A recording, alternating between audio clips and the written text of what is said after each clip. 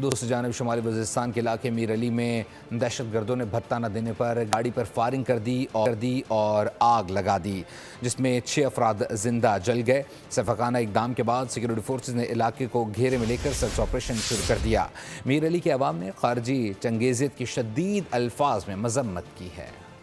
फितनाल खवारिज ने सफाकी की तमाम हदें पार कर दी। भत्ता न देने पर 6 अफराद को जिंदा जला दिया गया। वाक़या शुमाली वज़ीरिस्तान के इलाके मीर अली में पेश आया। फितनाल खवारिज ने दहशत फैलाने के लिए जुल्म की इंतहा कर दी। गाड़ी पर पेट्रोल छिड़क कर आग लगा दी। गाड़ी के अंदर मौजूद 6 निहत्ते और मासूम शहरी जाँ बहक हो गए। मीर अली के अवाम का कहना है कि हुकूमत से दरखास्त है हमें इन दरिंदों से निजात दिलाई जाए। ये कैसा इस्लाम और कैसा जिहाद है कि इस दरिंदगी से मासूम अफराद को जाती अनाद पर कत्ल किया जाए। सिक्योरिटी फोर्सेज ने इलाके को घेरे में लेकर सर्च ऑपरेशन शुरू कर दिया।